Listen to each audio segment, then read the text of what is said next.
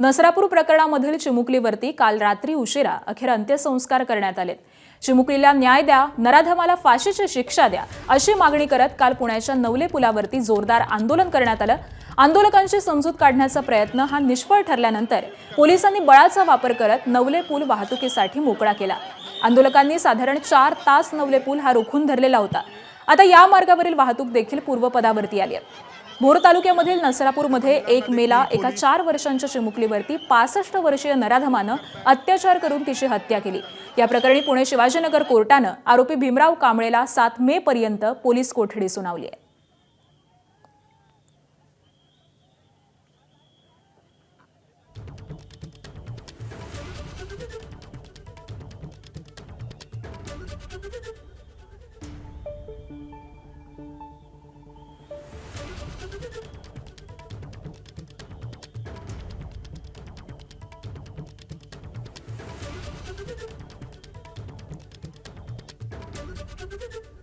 तर काल साधारण 4 तास या आंदोलकांनी रस्ता रोखून धरलेला होता। पुणे बंगळुरू महामार्गावरती ठिय्या मांडण्यात आलेला होता। नराधमाला फाशीची शिक्षा द्या अशीच मागणी या पीडितेच्या आई-वडिलांकडून नातेवाईकांकडून करण्यात येत होती आणि त्यानंतर मोठ्या प्रमाणावरती वाहतूक कोंडी झालेली होती।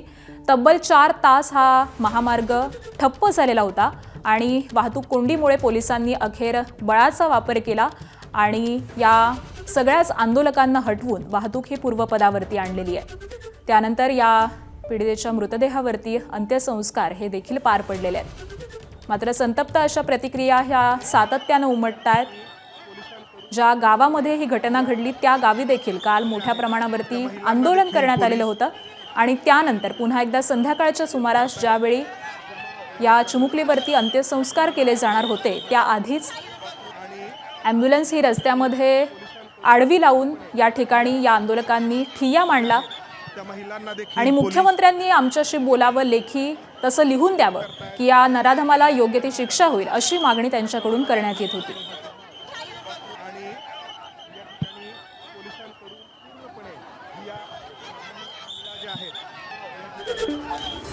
दरम्यान पोलिसांनी बळाचा वापर करून आंदोलन संपवल्यानंतर आंदोलकांनी सरकार आणि प्रशासनावरती टीका केली आहे। नराधमाला फाशी झालीच पाहिजे अशी मागणीही केली आहे। पोलिसांचा वापर करून आंदोलकांना हटवलं, सरकारची आम्हाला लाज वाटते अशा शब्दामध्ये आंदोलकांनी टीका केली आहे। दडपशाहीचा वापर करणारं हे इंग्रजांचं सरकार आहे असं देखील काही आंदोलकांनी म्हटलंय।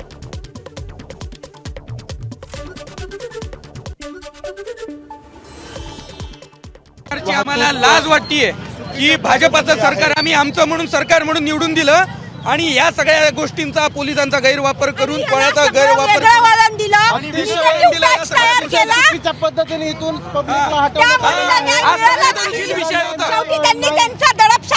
दडपशाही झाली आहे। हे इंग्रजांचं सरकार आहे का? फडणवीस सरकार आतापर्यंत चाललेले आहे। फाशीची शिक्षा झाली फडणवीस साहेबांची। मुळात पोलीस डिपार्टमेंट आरोपीला फाशी झालीच पाहिजे। He is a regular offender. एक मिनिट, पोलीस काय सांगतात? He is regular offender. Regular offender केल्याशिवाय असून सुद्धा तुम्ही काही करत नाही। यावेळेस काय करणार? रेग्युलर ऑफेंडर पोलीस डिपार्टमेंट पुढच्या वेळेस तो नाही करणार कशावरनं? आई-वडिलांकडून त्याला फाशीची शिक्षा द्यायला पाहिजे। हे प्रकरण यांच्यापैकी कोणाच्या मुलीचं असतं ठेचलं त्याला। दरम्यान कोणत्याही प्रकारचा लाठीचार्ज झाला नाही असं स्पष्टीकरण पुणे पोलीस आयुक्त अमितेश कुमारांनी दिलंय। 4-4.5 तासापासून इथे रस्ता रोको त्यांनी नातेवाईकांनी केलेले होते। आता त्यांना समजावून सांगण्यात आलेले आहे की शासन आणि पोलीस प्रशासन दोघे या विषयावर अत्यंत संवेदनशीलतानी भूमिका घेतलेली आहे। यामध्ये फास्ट ट्रॅकमध्ये लवकरात लवकर चार्जशीट होणे, लवकरात लवकर ट्रायल कंप्लीट होणे, स्पेशल काउन्सिल जे फॅमिलीची ज्याच्यावर विश्वास राहील किंवा काही त्यांची विनंती राहिल्यास त्या अनुषंगाने जे काही आहे ते सर्व करून लवकरात लवकर आरोपीला शिक्षा होईल आणि कडक ते कडक शिक्षा होईल यासाठी शासन पूर्णपणे प्रयत्नशील आहे आणि 100% आम्हाला यश मिळेल। पोलिसांनी इमोशनल ब्लॅकमेल केले नाही। पोलिसांनी जे मुद्दा होता त्या मुद्द्यावर त्यांना समजावून सांगण्यात आला होता आणि शेवटी काही लोक जे त्यांचे आई वडीलला पण बाहेर पडू देत नव्हते. अशा लोकांना बाहेर काढून ते आई वडिलांना गाडीमध्ये बसून ते स्वखुशीने कोणताही प्रकारची लाठीचार्ज झाली नाही. नसरापूर पीडितेच्या कुटुंबाशी मुख्यमंत्री देवेंद्र फडणवीसांनी देखील संवाद साधला आणि आरोपीला फाशीच होईल यासाठी कारवाई करणार असं आश्वासन दिलं. पुणे जिल्ह्यातली जी घटना आहे ही अतिशय निंदनीय, अतिशय दुःखदायी अशा प्रकारची घटना आहे. या घटनेतनं समाजामध्ये मोठा रोष आहे.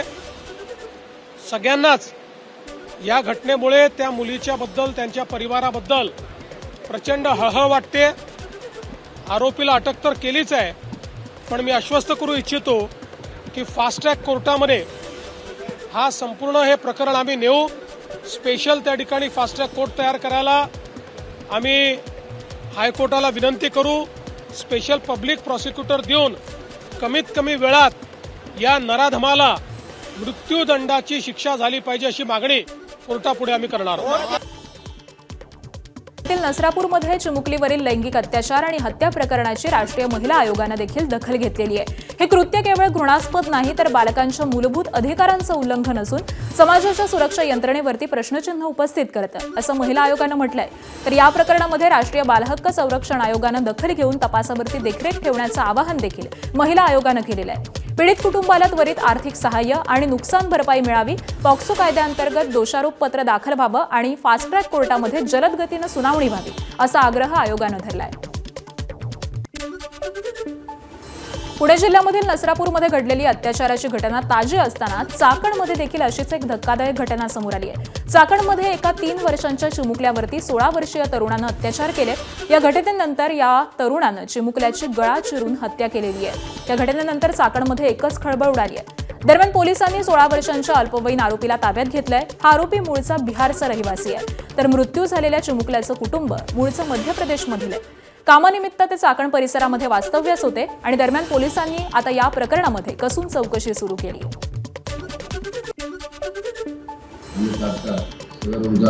काळा ब्रेक करून त्या रूमची तपासणी केली. या सगळ्यामध्ये आम्हाला काही ब्लड स्टेन दिसून आले आणि एक ब्रेककेस संशयास्पद बंदस्थितीत आढळला. त्या महिलेसमक्ष आम्ही त्या ब्रेककेस उघडली असता त्यामध्ये या मुलाचा मृतदेह आढळून आला. याची तपासणी केली असता त्याच्या गळावर वार असायचे, त्याच्यावर लैंगिक अत्याचार केले असल्याचे दिसून आले. यावर आम्ही तात्काळ महिलांना आम्ही सीमाराव यांची फिर्याद दाखल करून गुन्हा रजिस्टर क्रमांक 351/26 BNS कलम 103 व पोस्को कलम 4 प्रमाणे आम्ही गुन्हा दाखल केला. नाशिकच्या कॉर्पोरेट जिहाद प्रकरणामधील फरार आरोपी निदा खानचा अटकपूर्व जामीन अर्ज नाशिक रोड न्यायालयानं फेटाळलाय. आरोपी निदा खान ही नाशिकच्या TCS मध्ये कामाला होती. तिनं सध्या अटकेमध्ये असलेल्या इतर संशयितांना मदत केल्याचा आरोप आहे. मात्र हे प्रकरण समोर आल्यानंतर निदा खान फरार झालेली होती. ती अजूनही तपास यंत्रणांना सापडलेली नाही आणि त्याआधीच तिनं नाशिक रोड न्यायालयामध्ये अटकपूर्व जामिनासाठी अर्ज केलेला होता. मात्र कोर्टानं हा जामीन अर्ज फेटाळून लावलाय. त्यामुळे आता निदा पोलिसांसमोर हजर होणार की वरच्या कोर्टामध्ये जामिनासाठी अर्ज करणार हे पाहणं महत्त्वाचं ठरेल.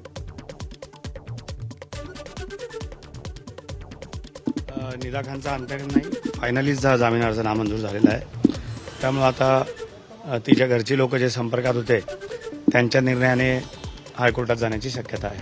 ऑर्डरची कॉपी अजून मी बघितली नाही, परंतु गुन्ह्याची गंभीरता हे कारण असू शकणार आहे. सर्टिफाईड कॉपीज वगैरे मिळायला सोमवार तरी होईल कमीत कमी. माननीय न्यायालयाकडून जेवढ्या लोकांना नकला मिळतील त्याप्रमाणे आम्ही वरती जाऊ.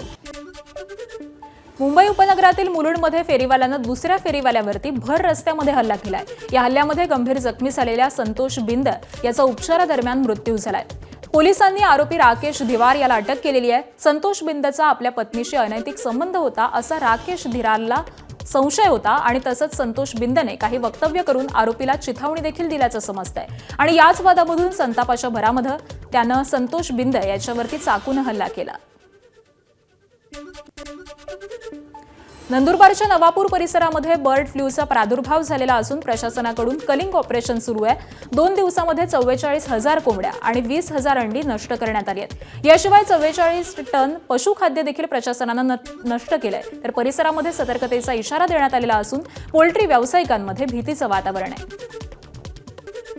पुढची बातमी 12 जून 2026 पासून रंगणाऱ्या महिला T20 विश्वचषकासाठी बीसीसीआयनं भारतीय महिला संघाची घोषणा केली आहे. भारतीय संघाचं नेतृत्व अनुभवी हरमनप्रीत कौर हिच्याकडेच सोपवण्यात आलंय, तर आक्रमक फलंदाज स्मृती मानधना हिला उपकर्णधार पदाची जबाबदारी देण्यात आली आहे. भारत आपल्या मोहिमेचा श्रीगणेशा 14 जूनला करणार असून पहिल्याच सामन्यामध्ये कट्टर प्रतिस्पर्धी पाकिस्तानशी भिडणार आहे. तर 2025 मध्ये एकदिवसीय विश्वचषक जिंकलेला भारतीय संघ आता आपल्या पहिल्या T20 विश्वचषकावरती लक्ष ठेवून आहे. ऑस्ट्रेलियाच्या महिला संघानं 6 वेळा T20 विश्वचषक जिंकलाय. इंग्लंड, वेस्ट इंडिज आणि न्यूझीलंड यांनी देखील प्रत्येकी एक चषक जिंकलेला आहे. आणि नसरापूर प्रकरणामधील आरोपी भीमराव कांबळेवरती याआधी देखील 2 गंभीर गुन्हे दाखल होते. आरोपी भीमराव कांबळे याच्यावरती 1998ला विनयभंगाचा गुन्हा दाखल करण्यात आलेला होता, तर 2015ला विनयभंग आणि जीवे मारण्याचा प्रयत्न केल्याचा गुन्हा दाखल करण्यात आला होता. मात्र दोन्ही गुन्ह्यांमधून त्याची न्यायालयाकडून निर्दोष मुक्तता करण्यात आली. भीमराव कांबळेचा खरा चेहरा न्याय व्यवस्थेसमोर येऊ शकला नाही. तो आला असता तर भीमराव कांबळे तुरुंगामधून सुटलाच नसता आणि नसरापूरमधील चिमुकलीचे प्राण वाचले असते. आरोपी भीमराव कांबळे यानं 24 जुलै 2015ला घराशेजारी राहणाऱ्या अल्पवयीन मुलीवरती बलात्कार करण्याचा प्रयत्न केला होता. एवढंच नाही तर विरोध केल्यानंतर त्या मुलीला कोयत्यानं मारण्याचा प्रयत्न देखील केला होता आणि त्यानंतर कांबळेवरती पोक्सो कायद्याअंतर्गत गुन्हा दाखल करण्यात आला होता. मात्र 4 मे 2019ला पुण्याचे विशेष आणि अतिरिक्त सत्र न्यायाधीश A.V. रोट्टे यांनी भीमराव कांबळेची सबळ पुराव्याअभावी निर्दोष मुक्तता केली होती.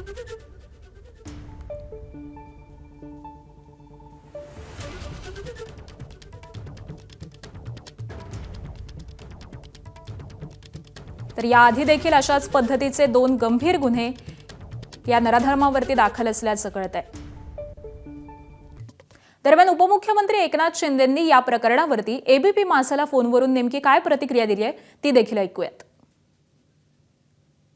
एकच आहे की या आरोपीला नराधमाला जगण्याचा अधिकार नाही. त्याला फासावर लटकवण्याचं काम सरकार करेल. भूमिका सरकारची आहे आणि पोलीस देखील स्वतः, मी एसपींशी बोललो, मुख्यमंत्री देखील या घटनेवर स्वतः लक्ष ठेवून आहेत. त्यांनी देखील सगळं सूचना दिलेल्या आहेत.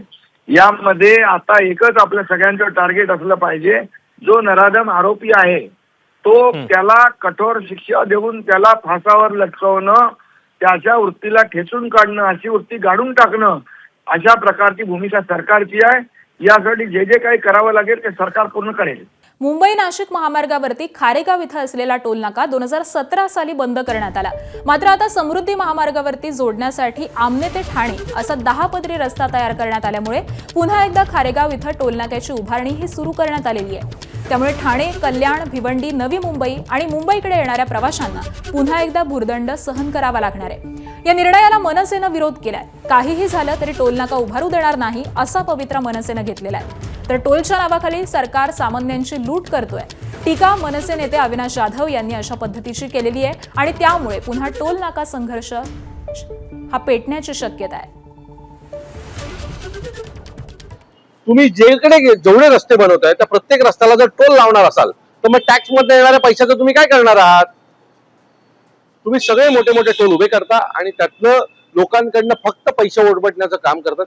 खारेगाव टोल नाका बनण्यास आमचा विरोध आहे. जर खारेगाव टोल नाका जर पुन्हा बनवण्यात आला तर जे मागच्या टोल नाक्याचं झालं तेच खारेगाव टोल नाक्याचा पुन्हा होईल. तुम्ही सतत लोकांवर टोल टॅक्स याच्या रूपाने वसुली करू शकत नाही. आणि यानंतर युद्धासंबंधीच्या काही महत्त्वाच्या बातम्यांचा आढावा घेऊयात. आखाती युद्धामध्ये शस्त्रसंधी सुरू असताना इराणनं अमेरिकेला पाकिस्तान मार्फत एक नवा प्रस्ताव दिलाय. 14 मुद्द्यांचा त्यामध्ये समावेश आहे. तात्पुरत्या शस्त्रसंधीऐवजी सर्वसमावेशक अंतिम तोडग्यावरती इराणनं भर दिलेला आहे. तर इराणजवळून अमेरिकन फौजा हटवण्याची इराणची मागणी आहे. इराणवरती पुन्हा हल्ले करणार नाही याची हमी देखील मागण्यात आली आहे. हॉर्मुझमधली नाकेबंदी, गोठवलेली मालमत्ता खुली करण्याची मागणी, अमेरिकेनं सर्व प्रकारचे निर्बंध हटवावे अशी ही मागणी ही इराणच्या वतीनं करण्यात आलेली आहे. तर लेबनॉनसह अनेक आघाड्यांवरचा संघर्ष थांबवण्याचा प्रस्तावामध्ये देखील समावेश करण्यात आलाय. इराणला आता अमेरिकेच्या प्रतिसादाचीच अपेक्षा आहे. आणि इराणच्या 14 मुद्द्यांच्या नव्या प्रस्तावावरती अमेरिकेची प्रतिक्रिया आली आहे. या 14 मुद्द्यांच्या प्रस्तावाबाबत विचार सुरू आहे, त्याचा आढावा घेऊ, नंतर माहिती दे अशी प्रतिक्रिया अमेरिकेचे अध्यक्ष डोनाल्ड ट्रम्प यांनी दिली आहे.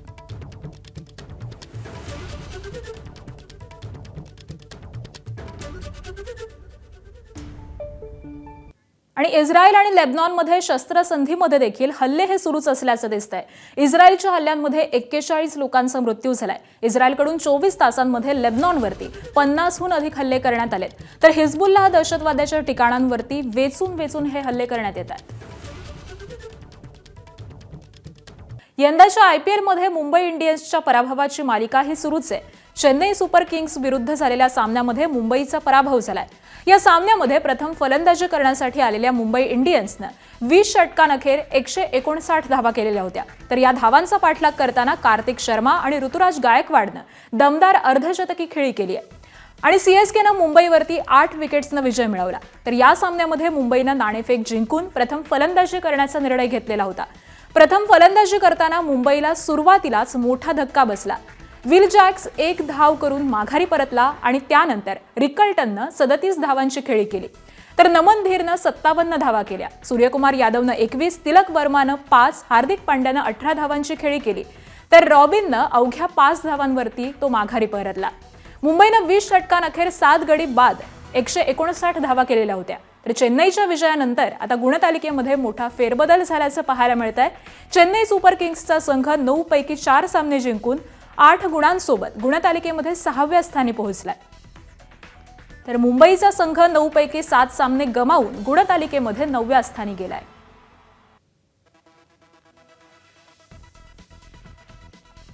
नसरापूर प्रकरणामधील आरोपी भीमराव कांबळेवरती याआधी देखील 2 गंभीर गुन्हे दाखल होते.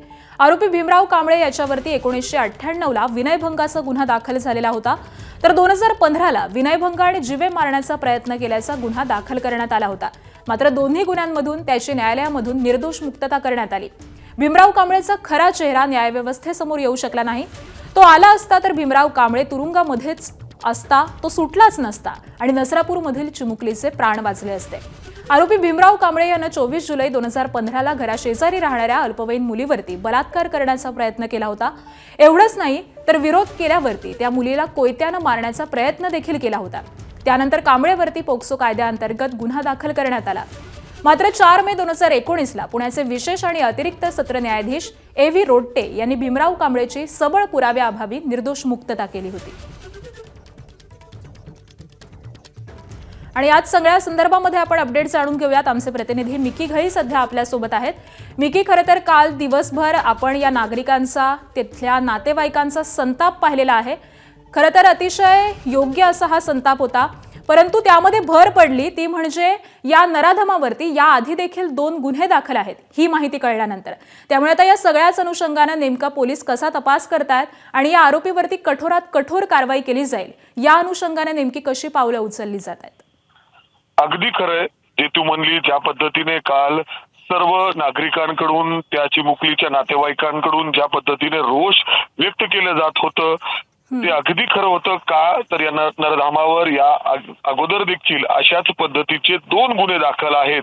1998 साली देखील अशाच पद्धतीचा विनयभंगाचा बलात्कार करण्याचा प्रयत्न असा हा गुन्हा दाखल होता. आणि त्यानंतर 2015 साली पुन्हा एकदा याच आरोपीवर, भीमराव कांबळेवर अशाच स्वरूपाचा एका चिमुकलीवर लैंगिक अत्याचार आणि तिला त्यानंतर जीवे मारण्याचा प्रयत्न देखील, कोयत्याने मारून टाकण्याचा प्रयत्न देखील तेव्हा याच आरोपीने केलेला होता. मात्र जेव्हा कोर्टात ही केस गेली, कोर्टात पुराव्याअभावी त्याला निर्दोष त्या ठिकाणी मुक्तता करण्यात आलेली होती. आणि तोच राग काल जर आपण बघितला तर त्या नातेवाईकांमध्ये, सर्वसामान्य नागरिकांमध्ये दिसत होता. ते रस्त्यावर उतरलेले होते. पोलीस त्या ठिकाणी एवढे मोठ्या प्रमाणात पोहोचले. त्यांचं हेच म्हणणं होतं की मुख्यमंत्र्यांनी आम्हाला पूर्ण आश्वस्त करावं, लिहून द्यावं, लेखी द्यावं की या आरोपीला या ठिकाणी फाशीची शिक्षा होईल देण्यात यावी, अन्यथा आमच्या या सगळ्या लोकांमध्ये त्या आरोपीला सोडून द्यावं, आम्ही त्याला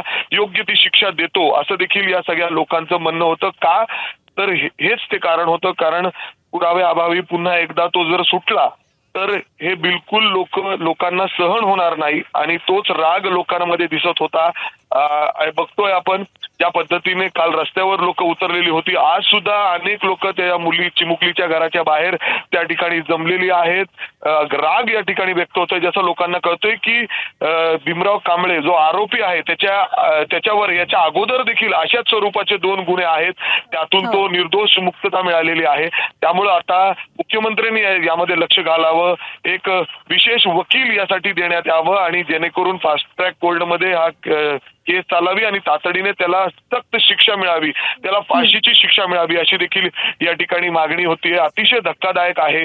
2 गुन्ह्यांमध्ये त्याला शिक्षा मिळाली असती तर आज ही वेळ आली नसती, या चिमुकलीवर अशा पद्धतीने अत्याचार झाले नसते, हा सगळा प्रकार त्या ठिकाणी घडला नसता. लोकांचं हे देखील अशा पद्धतीने म्हणणं आहे. त्यामुळे आता तरी याला कडक शिक्षा व्हावी, फाशीची शिक्षा व्हावी अशी या नातेवाईकांची, या चिमुकलीच्यांची आणि समाजाकडून मागणी होताना दिसतीये. नक्कीच. धन्यवाद मिकी या सगळ्या सविस्तर माहितीसाठी.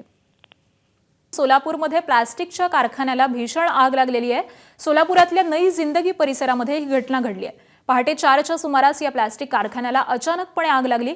सुदैवाने या घटनेमध्ये कोणतीही जीवितहानी झालेली नाहीये. मात्र आग भडकल्यामुळे कारखान्याचं मोठ्या प्रमाणात नुकसान झालंय. दरम्यान आग कशामुळे लागली याची माहिती ही अद्यापही मिळालेली नाहीये. आगीची माहिती मिळताच अग्निशमन दलाला तात्काळ पाचारण करण्यात आलं आणि आगीवरती नियंत्रण मिळवण्यामध्ये आता यश आलेलं आहे. तर नसरापूर प्रकरणामधील चिमुकलीवरती काल रात्री उशिरा अखेर अंत्यसंस्कार करण्यात आले. चिमुकलीला न्याय द्या, नराधमाला फाशीची शिक्षा द्या अशी मागणी करत काल पुण्याच्या नवले पुलावरती जोरदार आंदोलन करण्यात आलं.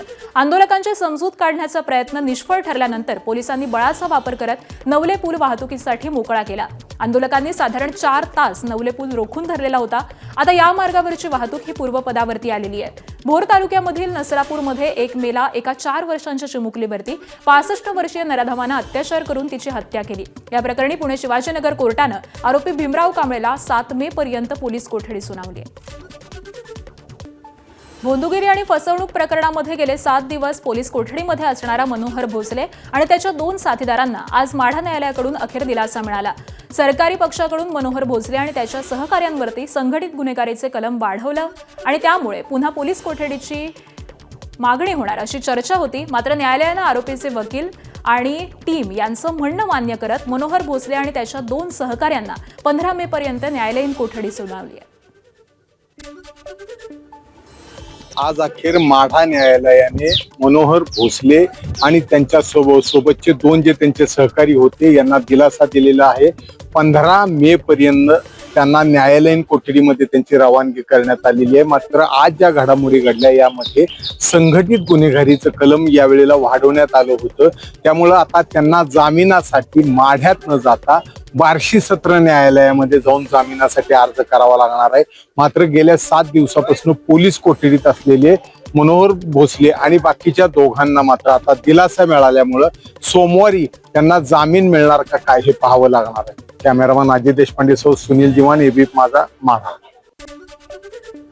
आणि यानंतर काही राजकीय घडामोडी. आमदार महेश शिंदेंबाबत एकनाथ शिंदे योग्य वेळी निर्णय घेतील असं वक्तव्य मंत्री संजय शिरसाटांनी केलंय. सातारा जिल्हा परिषदेचे अध्यक्षपद पत्नीला मिळवण्यासाठी शिवसेना आमदार महेश शिंदे यांनी जो प्रकार केला शिंदेंना मान्य नव्हता.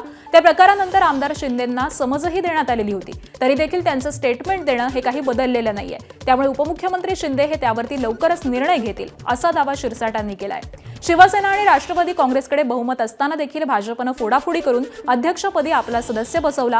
यावरून मोठा वाद झाला होता आणि त्यामध्येच काल पालकमंत्री शंभूराज देसाई यांच्या उपस्थितीमध्ये गोरेगाव शहरामध्ये प्रथमच 3 शाखांचं आणि एका संपर्क कार्यालयाचं उद्घाटन पार पडलं आणि तेव्हा देखील आमदार महेश शिंदे हे उपस्थित नव्हते. महेश शिंदेने भाजपबरोबर सत्ता मिळवण्यासाठी, अध्यक्षपद घेण्यासाठी जो प्रकार केला तो एकनाथ शिंदे साहेबांना मान्य नव्हता. तरी त्याच्यानंतर त्याला समजही देण्यात आली होती. तरी त्याचं स्टेटमेंट देणं काही बदललेलं नाही आणि म्हणून एकनाथ शिंदे साहेब याच्यावर निर्णय घेतीलच.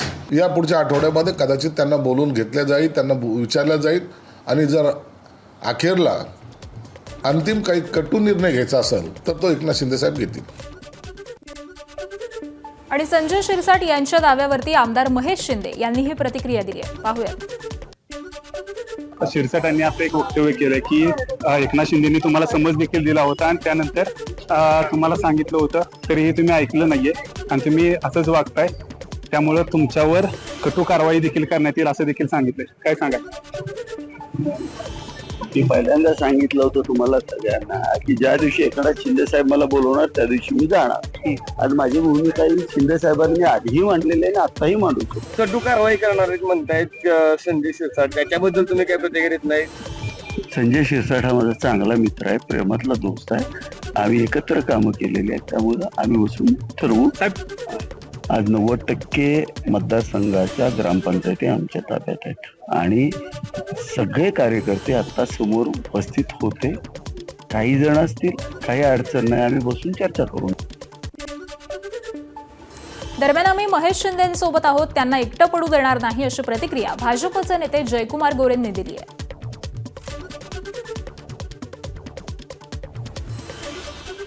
मी एक सांगतो की आम्ही माहिती म्हणून काम करतो. शिवसेनेमध्ये ते आनंदी असतील असं मला वाटतं. शेवटी एक गोष्ट लक्षात ठेवा की अगदी आमचे सहकारी म्हणून काम करतात, तेव्हा कधी कोण अडचणीत असेल तर त्याला मदतीला जाणं ही आमची जबाबदारी आहे. तेव्हा अगदी तशी अडचण नंतर नक्की आम्ही मदतीला उभं राहू. आम्ही महेश शिंदेच्या सोबत आहोत, महेश शिंदे एकटे नाही. शिवसेनेचे नेते बच्चू कडूंची परतवाड्यामध्ये जल्लोष रॅली निघाली. या रॅलीत बच्चू कडूंनी रामजी का परचम लडाके आये है भगवाधारी या गाण्यावरती ठेका धरलाय. यावेळी बच्चू कडू यांच्यावरती प्रहार कार्यकर्त्यांनी जेसीबीद्वारे पुष्पवृष्टी केली आणि त्याचबरोबर जागोजागी कडू यांचं जंगी स्वागत करण्यात आलं. विधान परिषदेवरती बिनविरोध निवड झाल्यानंतर विवेक कोल्हे यांचं अहिल्यानगरच्या कोपरगावमध्ये जंगी स्वागत करण्यात आलं. यावेळी भाजप कार्यकर्त्यांनी तुफान गर्दी केली होती. तर यावेळी कोल्हेंवरती 50 जेसीबीमधून पुलांची उधळण करण्यात आली आहे आणि त्याचबरोबर कोल्हेंनी कार्यकर्त्यांसह बँडच्या तालावरती ठेका धरला. कोल्हे यांच्या आमदारकीमुळे भाजप कार्यकर्त्यांमध्ये उत्साह आहे. राष्ट्रवादीकडून असलेल्या कोपरगाव मतदारसंघामध्ये भाजपची ताकद ही यामुळे वाढणार आहे. ठाकरेंच्या शिवसेनेचे नेते अंबादास दानवे यांचं देखील छत्रपती संभाजीनगरमध्ये स्वागत करण्यात आलं. अंबादास दानवेंची दुसऱ्यांदा विधान परिषद सदस्य म्हणून बिनविरोध निवड झाल्यानंतर त्यांचं स्वागत करण्यात आलं. छत्रपती संभाजीनगरमधील त्यांच्या निवासस्थानी कुटुंबियांनी त्यांचं औक्षण करत स्वागत केलं. मला डॉक्टर व्हायचं होतं, परंतु मार्क कमी मिळाले म्हणून मी ऍडमिशन घेतलं नाही. आमच्या प्रीतमताईंना वकील व्हायचं होतं, परंतु त्या डॉक्टर झाल्या आणि येसूताई वकील झाल्या. धनुभाऊ मात्र भाग्यवान आहेत, त्यांना राजकारणी व्हायचं होतं, ते राजकारणामध्येच आले, असं भाजपच्या नेत्या आणि मंत्री पंकजा मुंडेंनी म्हटलंय. त्या परळीमधील एका कार्यक्रमामध्ये बोलत होत्या आणि यावेळी व्यासपीठावरील आमदार धनंजय मुंडे यांची देखील उपस्थिती पाहायला मिळाली. पवित्र असं प्रोफेशन आहे. मला खूप डॉक्टर व्हायचं होतं, खूप हौस होती मला, पण मी झाले नाही कारण आधी मार्क घेतले नाही ॲडमिशन. आणि मग आता प्रीतम ताईला व्हावं लागलं, तिला व्हायचं होतं वकील, ते यशोताईला व्हावं लागलं. आणि असं ज्याला जे व्हायचं नसतं ते व्हावं लागतं. तर मग तुम्ही फार भाग्यवान आहात, तुम्हाला जे करायचं होतं तेच केलंय. तुम्ही राजकारणात यायचं होतं, राजकारणात आले. आम्ही उघडे अडकलोय काय? माझा जे व्यवसाय आहे त्याचा माझ्याशी काही दुरान्वयी संबंध नाही. मी मोठी डिस्टिलरी चालवते आणि अल्कोहोल बनवते. माझा सुगंधासुद्धा संबंध नाही, पण मी अल्कोहोल बनवते. आता काय करावं? ब्रँडसुद्धा मला माहीत नाही आहे. ब्रँडसुद्धा मला काही माहिती नाही आहे, पण ते उद्योग मी चालवते. त्यामुळे कधी कधी आपण जे उद्योग करतो त्याचा जरुरी नाही आहे कारण आपल्याशी त्याच्याशी संबंध असतो. लोकसभेमध्ये महिला आरक्षणासाठीचं घटनादुरुस्ती विधेयक नामंजूर झाल्यानंतर महायुतीनं 21 एप्रिलला मुंबईमध्ये मोर्चा काढला होता. विरोधकांना लक्ष करण्यासाठी महायुतीनं मुंबईमधील वरळीमध्ये संध्याकाळच्या सुमारास हा मोर्चा काढला. मात्र या मोर्चामुळे वाहतूक कोंडी झाली आणि या कोंडीमध्ये अडकलेली एक महिला चांगलीच संतापली. तिने चांगलाच राडा घातला. एवढंच नाही तर तिथं उपस्थित असलेले मंत्री गिरीश महाजन यांना देखील सुनावलेलं होतं. तर ही महिला नेमकी कोण याची चर्चा त्यावेळी रंगलेली होती. दरम्यान आता या महिलेची प्रतिक्रिया समोर आली आहे. टीना चौधरी असं या महिलेचं नाव आहे. माझ्या खांद्यावरती बंदूक ठेवून राजकारण करू नका असा इशारा या महिलेनं सर्वच राजकीय पक्षांना केलाय. आणि सोबतच त्यावेळी केवळ गिरीश महाजन हे एकमेव व्यक्ती होते, त्यांनी माझं म्हणणं ऐकून घेतलं असं त्यांनी म्हटलेलं आहे. आणि त्यांच्या मदतीमुळेच आम्हाला युटर्न घेता आला असं देखील टीना चौधरी यांनी सांगितलं. Mr. Mahajan was actually the only person in that rally जिन्होंने एटलीस्ट ये सुनने की कोशिश की कि मैं कह क्या रही हूँ. On his instructions, the 2 buses were moved और हम सब ने U-turn लिया और हम मेन रोड ज्वाइन कर पाए. Now, I would like to bring up one really important thing here. Please do not use my shoulder to take aim or pot shots at anybody. क्योंकि आप सभी political parties are guilty of the exact same offense. Utter disregard and absolute apathy for the general public. तो please मेरे कंधे पर बंदूक तानकर निशाना मत लीजिए. भाईंदरच्या 220 एकर मिठागरावरील केंद्र सरकारचा दावा हायकोर्टानं फेटाळलेला आहे. ही जमीन 1870 मधील ऐतिहासिक करारानुसार खासगी व्यक्तीची असल्याचं हायकोर्टानं स्पष्ट केलंय. न्यायालयानं केंद्राचा 1935च्या कायद्यावरती आधारित दावा हा फेटाळून लावला. ब्रिटिश काळापासून सुरू असलेल्या या वादामध्ये केंद्र सरकारनं दावा केलेला होता की दीर्घकाळ मीठ उत्पादनासाठी वापर झाल्यामुळे ही जमीन सरकारच्या मालकीची आहे. मात्र 1935च्या कायद्याच्या आधारे केंद्र सरकार मालकी हक्क सांगू शकत नाही. मूळ कराराच्या वेळी जमीन कृषी होती आणि नंतर मीठ उत्पादनासाठी परवाना दिल्यामुळे मालकी हक्क बदलत नाही असं न्यायालयानं आपल्या निकालामध्ये म्हटलेलं आहे. पालघर जिल्हा परिषदेनं जिल्ह्यामधील 57 शाळांमधील 9वी आणि 10वीचे वर्ग हे पुढील शैक्षणिक वर्षापासून बंद करण्याचा निर्णय घेतलाय. या निर्णयाचा फटका साधारण 6,500 विद्यार्थ्यांना बसणार आहे. तर निधीअभावी कंत्राटी शिक्षकांचं मानधन देणं शक्य नसल्याचं कारण देत हा निर्णय घेण्यात आल्याचं प्रशासनाचं म्हणणं आहे. मात्र यामुळे ग्रामीण भागामधील विद्यार्थ्यांसमोर शिक्षण सुरू ठेवण्याचं मोठं आव्हान उभं राहिलंय. या निर्णयाविरोधात पालक, शिक्षक आणि स्थानिकांकडून तीव्र नाराजी व्यक्त होत असून निर्णय तात्काळ मागे घ्यावा अन्यथा आंदोलनाचा इशारा देण्यात आलाय. आणि त्याचबरोबर या निर्णयामुळे शिक्षकांच्या नोकऱ्यांवरती देखील संकट येण्याची शक्यता व्यक्त केली जाते. तर या निर्णयाविरोधामध्ये पालक, शिक्षक आणि स्थानिकांकडून तीव्र नाराजी व्यक्त होतीये. पालक, शिक्षक आणि लोकप्रतिनिधींची यावरती नेमकी काय प्रतिक्रिया आहे पाहूयात. 9वी 10वीचा वर्ग बंद करण्यात आला तर आम्हाला त्या शाळेत जावं लागेल आणि त्या शाळेत गेलं तर आम्हाला एवढा लांब प्रवास करावा लागेल. त्या प्रवासामुळे आमच्या अभ्यासावर फरक पडू शकतो, आमच्या शरीरावर काय परिणाम होऊ शकतात. म्हणून आमचे 9वी 10वीचं वर्ग आहेत ते बंद नका करू. आम्हाला खूप शिक्षणाची गरज आहे. आमच्या पालकांमध्ये खूप भीतीचं वातावरण निर्माण झालेलं आहे. कारण की 9वी 10वीला ॲडमिशन मिळालं नाही तर ही मुलं पुढे जाऊन कुठेतरी मच्छीमारीला किंवा कुठेतरी मोलमजुरी करतील आणि त्याच्यामुळे बालविवाह वगैरे होण्याचे जास्त संकेत आहेत. त्याच्याकरिता हे 9वी 10वीचे जे वर्ग आहेत ते ज्या पद्धतीने होते त्या पद्धतीने 9वी 10वीचे वर्ग कंटिन्यू चालू ठेवावेत. 57 शाळा ह्या 9वी 10वीच्या वर्गाच्या शाळा बंद होणार आहेत आणि या 9वी 10वीच्या वर्गामध्ये एकूण 6,500 विद्यार्थी हे शिक्षण आजच्या घडीला घेत आहेत. हे सर्व 6,500 विद्यार्थी हे शिक्षणापासून वंचित राहतील. खरं म्हणजे महाराष्ट्र सरकार म्हणतं की हे सरकार जे आहे हे गोरगरिबांचं सरकार आहे, परंतु मग ह्या गोरगरिबांच्या विद्यार्थ्यांना शाळाबाह्य करण्याचा हा जो निर्णय हा सरकारचा चुकीचा आहे. आणि म्हणून गेल्या 2 दिवसापासून पालक हे सातत्याने माझ्याशी संपर्कात आहेत. पालकांची निवेदनं माझ्याकडे येत आहेत की अशा प्रकारच्या जर शाळा 9वी 10वीचे वर्ग जर बंद झाले तर आमची मुलं शिक्षणापासून वंचित राहतील. सध्या मराठवाड्यामध्ये तापमानात मोठी वाढ होत असून उष्णतेचा फटका नागरिक, जनावरं आणि यांच्यासह शेतामधील फळबागांना देखील बसतोय. हिंगोलीमधील माळसेलू इथले शेतकरी राजेंद्र पाटील यांनी उन्हापासून डाळिंब बाग वाचवण्यासाठी अनोखा प्रयोग केलाय. त्यांच्या 4 एकर शेतामध्ये साधारण 1100 डाळिंबाची झाडं आहेत. संपूर्ण बागेला त्यांनी क्रॉप कव्हरचं अस्तरीकरण केलेलं आहे. उन्हाळ्यामध्ये फळबागांचं नुकसान टाळण्यासाठी आणि उत्पादन कायम ठेवण्यासाठी हा उपाय प्रभावी ठरत असल्याचं दिसून येत आहे. शेतकरी राजेंद्र पाटील यांच्या या प्रयोगाची परिसरामध्ये चर्चा रंगली आहे. मराठवाड्यामध्ये उष्णतेची लाट मोठ्या प्रमाणात पसरलेली आहे. याचा फटका शेतातील जनावरं, नागरिकांना मोठ्या प्रमाणात बसते आणि त्याच पद्धतीनं या उष्णतेचा फटका फळबागांना सुद्धा बसू लागलेला आहे. मी सध्या माळसेलू गावातील शेतकरी राजेंद्र पाटील यांच्या शेतामध्ये आहे आणि माझ्या पाठीमागे बघताय ना, ही संपूर्णपणे ही डाळिंबाची बाग आहे. प्रचंड तापमान वाढलेलं आहे. तापमान 42 अंश सेल्सिअस पर्यंत पोहोचलेलं आहे आणि त्याचा फटका डाळिंबाच्या बागांना मोठ्या प्रमाणात बसतोय आणि त्यापासून संरक्षण व्हावं यासाठी शेतकरी राजेंद्र पाटील यांनी त्यांच्या या डाळिंबाच्या बागेला खास क्रॉप कव्हर असतं, हे पांढऱ्या रंगाचं जे बसतं हे अस्तरीकरण आहे क्रॉप कव्हरचं, त्याच्या माध्यमातून संपूर्ण डाळिंबाची बाग झाकून ठेवलेली आहे. याचा फायदा असा होतो की सूर्यप्रकाश थेट बागांना स्पर्श करत नाही किंवा थेट बागांवर पडत नाही, त्यामुळे बागांचं संरक्षण होतं, बागा वाळत नाहीत. त्याचबरोबर फळं जे ते फळांचा दर्जा कायम राहतो, कारण सूर्यप्रकाश सूर्यकिरण थेट जर फळावर पडली तर मोठ्या प्रमाणामध्ये डाळिंबाचे जे फळं आहेत त्यांना डागं पडतात, त्याची गुणवत्ता घसरते, परिणामी बाजारात भावही मिळत नाही. आणि त्यासाठीच संरक्षण व्हावं यासाठी शेतकऱ्यांनी ही केलेली अफलातून आयडिया, निश्चित याची चर्चा जिल्ह्याभरामध्ये होऊ लागलेली आहे. ही 4 एकरची बाग आहे. या बागेमध्ये साधारणतः 1100 डाळिंबाची झाडं आहेत. दरवर्षी यामधून मोठ्या प्रमाणात उत्पन्नही मिळत असतं, परंतु उन्हाळ्यात जी फळधारणा होत असते त्या फळावर परिणाम होऊ नये, झाडावर परिणाम होऊ नये त्यासाठी अशा पद्धतीनं अस्तरीकरण करण्यात आलेलं आहे. उन्हाचा एवढा मोठ्या प्रमाणात परिणाम होतोय की तो जनावरं, माणसं त्याचबरोबर फळबागांना सुद्धा या उन्हाचा फटका बसू लागला आहे आणि उन्हापासून संरक्षण व्हावं यासाठी शेतकऱ्यांनी केलेला हा प्रयत्न पाहायला मिळतोय. माधव दिपके, एबीपी माझा, माळसेलू, हिंगोली. एबीपी माझा, उघडा डोळे बघा नीट.